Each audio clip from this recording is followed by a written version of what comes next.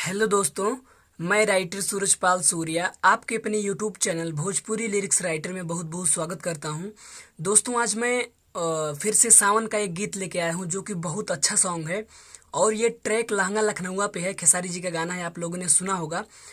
आइए तो हम गाने की तरफ चलते हैं, लेकिन इससे पहले जो भी भाई हमारे चैनल पे नए हैं वो फटाफट हमारे चैनल को सब्सक्राइब कर दें और बेल आइकन अर्थात घंटी को जरूर दबाएं, जिससे उनको ऐसे ही हिट मैटर सबसे पहले प्राप्त हो सके और वो स्टूडियो में जाके सबसे पहले गाना रिकॉर्ड करवा सकें। तो आइए दोस्तों, आज हम डायरेक्टली डमी सुनाएंगे, नहीं तो वीडियो काफ़ी लंबा हो जाता है। तो आइए हम चलते हैं वीडियो की तरफ। डमी सुनाते हैं। मुखड़ा है। आया है सावन का पावन महीना, भांग चिलमिया चढ़ेगा रोजीना। आया है सावन का पावन महीना, भांग चिलमिया चढ़ेगा रोजीना। मिट जाई दुख सभी कट जाई बहला, अरे बोल बम बोलत चला, बाबा के धुन में डोलत चला। हरे बोल बम बोलत चला, बाबा के धुन में डोलत चला। पहले अंतरे का डमी है। बाबे या नाली बाबा सब कर खिलाड़ी, बाबा के साथ रही के कह बिगाड़ी। हवे उदानी हो महान ज्ञानी हो, हमहू त पूजतानी दोनों परानी हो। बाबे या नाड़ी बाबा सब कर खिलाड़ी, बाबा के साथ रही के कह बिगाड़ी।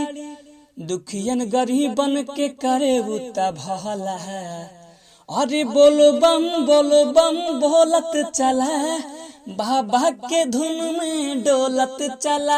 एहो बोलो बम बोलत चला, बाबा के धुन में डोलत चला। दूसरे अंतरे का डमी है। हवे सूरज भोले बाबा के दीवाना, नाचे बजा के धनंजय के गाना। बहुते महान बाड़े भगतन के सहन बाड़े, करेले रक्षा जैसे देश के जवान बाड़े। हवे सूरज भोले बाबा के दीवाना, नाचे बजा के धनंजय के गाना।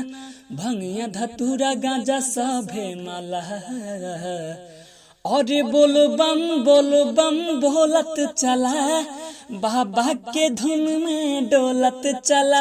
एहो बोल बम बोलत चला, बाबा के धुन में डोलत चला। कंप्लीट। तो दोस्तों, ये वीडियो यही समाप्त होता है। अब मिलेंगे अगले वीडियो में। बहुत बहुत धन्यवाद। Best of luck.